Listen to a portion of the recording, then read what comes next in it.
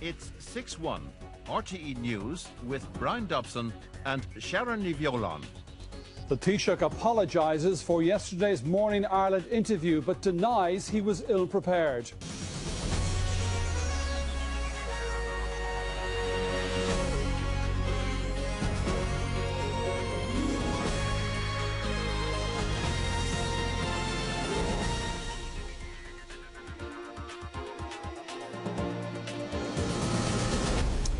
Good evening and welcome to 6-1. The Taoiseach has this evening apologised for his controversial radio interview on RTE yesterday morning. Mr Cowen said he was sorry for the quality of the interview he gave to Morning Ireland, but that he didn't intend any disrespect to the country or the people. Speaking within the last hour, he said it wasn't his best performance in an interview and he apologised for that. However, he said there was no basis for the assertions made by his political opponents. The Taoiseach's comments follow widespread criticism of his performance during the interview. The story of the Taoiseach's Morning Ireland interview gathered momentum throughout yesterday. That was amply reflected in this morning's papers. But it wasn't just at home that Mr Cowen and the government found themselves in an unwelcome spotlight.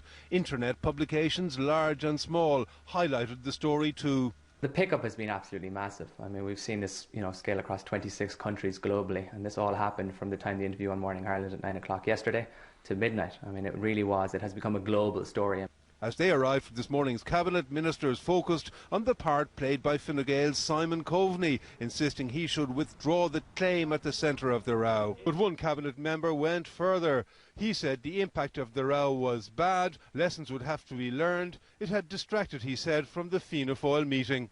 We'll take stock in terms of what has happened and learn lessons from it and reflect on the entire 2 days. There was some very good work done during the 2 days, which obviously didn't get the focus or the priority that they deserved, particularly the session on unemployment and the session dealing with NAMA, which I think were two very good sessions that were organised, and I think that will have an impact in terms of policy formulation in the weeks and months ahead. And do you think that's the end of it? Yes, yeah, I think I do. Then, an hour ago, a chastened Brian Cowen emerged from government buildings to apologise for his performance in that controversial interview.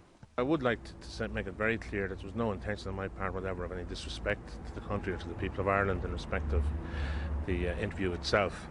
It wasn't my best interview, having heard it again on tape because of the hoarseness in my voice, but it was prepared for over the weekend. There was a confluence of events that occurred, but I want to make it very clear there was no basis for the assertions that were made by political opponents about it. But I do want to emphasise at no stage would I ever entertain disrespecting the people in terms of the office that they hold. Has this not damaged your standing as Taoiseach with your peers? Well, I hope not. I mean, I would recognise that there are times when something doesn't go well that you have to acknowledge and be truthful about it. But as I say, the assertions that were made subsequent to it were without justification, were without foundation, were not correct, were not true. But those admissions from the Taoiseach won't be enough to quell an opposition that scents blood. His reputation is, in my view, irretrievably damaged at home and abroad. And, I don't think that it can be fixed. It seems this controversy is far from over. Well, let's talk to David Davenpowers at Government Buildings this evening. David, why do you think the Taoiseach has felt it necessary to come out and speak about this again this evening? Because this story simply wasn't going away, Brian. He went into Cabinet, he was quite contrite with his colleagues. I think effectively he accepted with them that he had let them down in that radio interview. It was felt, I suppose, that the time had come to draw a line under it, or to attempt to draw a line under it by coming out and talking to RTE and saying what he said. He said he hoped he hadn't lost the trust of his Cabinet colleagues. He said he was still leading a government that was making the right decisions. But, he's embarrassed by the performance in the interview, personally embarrassed, and that came across, I think. Politically, of course, he is damaged, but how badly is the question. He's got a little bit of a breathing space in that the Dáil isn't back for a couple of weeks, so the parliamentary party won't be meeting, but obviously the tom-toms are already beating. This was a bad performance by any means, by any yardstick, and it's not the first time Mr Cowen has turned in a bad media performance at a time when the spotlight is on his government as never before. I suppose the question that ministers and backbenchers alike have to ask themselves is this the man to sell a very difficult budget? Is this the Taoiseach to lead them into by-elections and possibly a general election? I'm sure they're asking themselves those questions. We'll have to wait and see what answers they come up with. And in terms of exactly what he's saying, he's apologising for the poor quality of the interview. He's conceding, but he's rejecting any suggestion that he was ill-prepared, although he hopes he hasn't shown disrespect to people.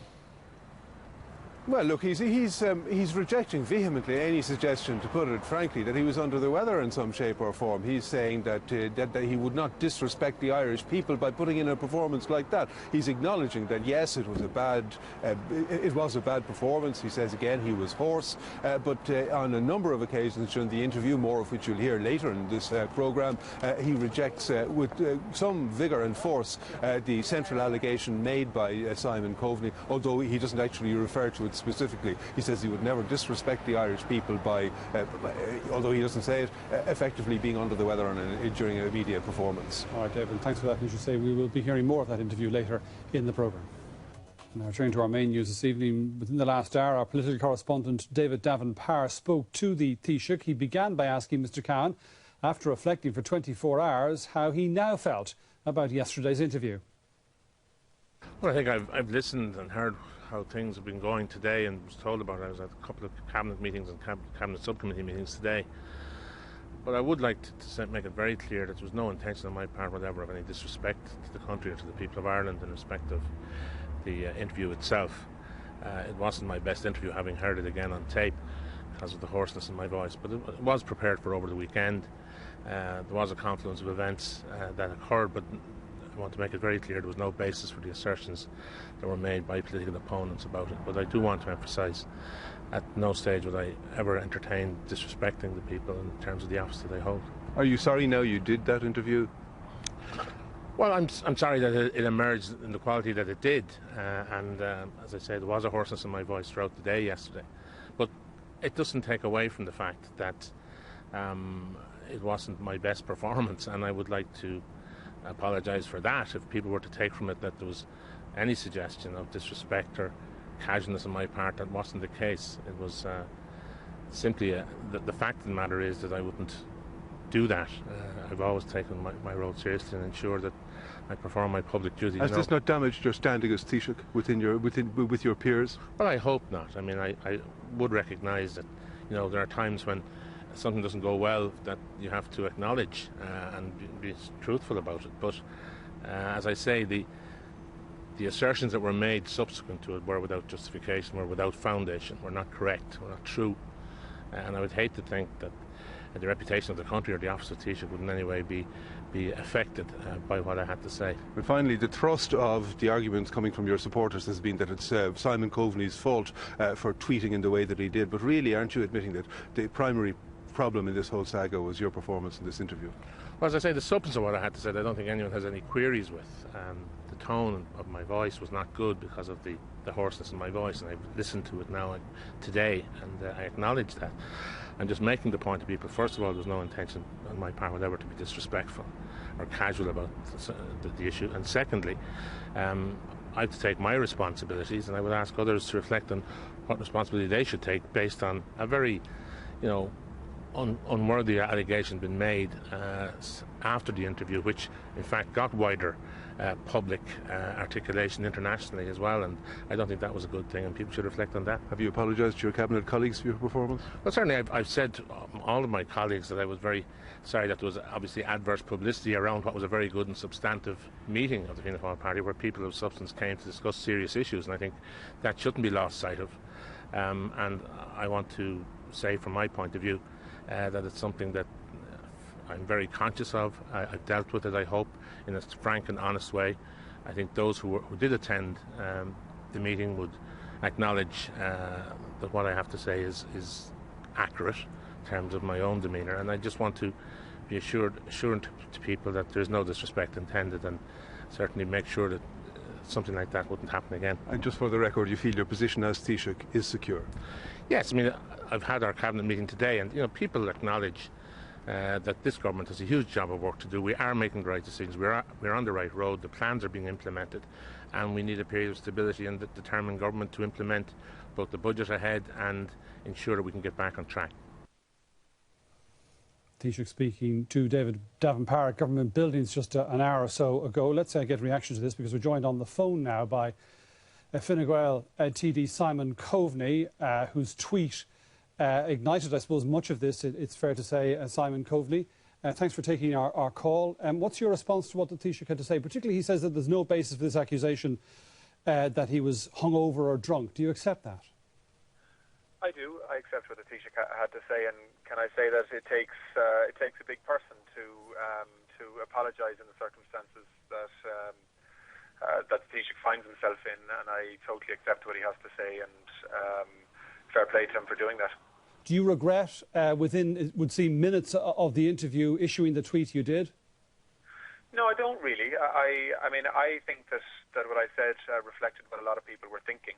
But I do accept what the Taoiseach is now saying in clarifying the position that he wasn't drunk or hungover. If he says that, I believe him. But I certainly, what I said was what I felt after the interview. I was frustrated and annoyed, like a lot of other people were, because I think people rightly expect more from our Taoiseach than we got yesterday morning.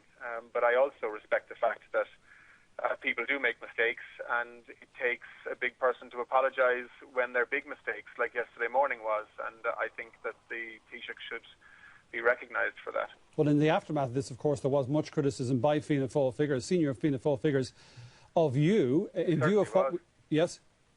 Yeah, I mean, there certainly was. You know, I mean, I've been accused of all sorts of things, as if this issue was my fault. I mean, what I did was I made a comment on a really below par interview at a time when people need a Taoiseach leading them and inspiring them. You know, I think that most people acknowledge that the interview that was given yesterday morning wasn't good enough. And I think that's what the Taoiseach is also recognising this evening. And you don't... I think, to be honest, you know, politics needs to move on now. You know, this is an unnecessary distraction that wasn't welcome. I think we need to get on with trying to solve the big problems that are affecting people, rather than, you know, continuing on with a personalised story where Fianna Fáil people are having a go at me and other people are having a go at the Taoiseach. But just as a senior political figure, do you not have a responsibility to pause before you send out the sort of message you sent out yesterday, to check its veracity, to just check the facts before you go public? Well, I think I also have a responsibility to reflect the mood of the people. And I think that it is important that we hold the Taoiseach to account, and that we hold the government to account. That's my job in politics. It's not my style to be launching personal attacks on anybody. What I was responding to was the Taoiseach, in his responsibility as the leader of the country, giving a very significant interview to about 500,000 people on Morning Ireland, in the middle of Fianna Fáil's think tank, when people were listening and focusing on what Fianna Fáil and the Taoiseach had to say. And I was disappointed and annoyed with that, because I think people deserve better. And that was the motivation for what I had to say. This wasn't any orchestrated opposition or Fine Gael attack on the Taoiseach. This was a response 15 minutes after an interview coming from me personally. But, you know, as I say, I'm anxious to move on from it, because I think people want politicians to be solving problems rather than having a go at each other. All right. Well, thanks for taking our call, Simon Coveney.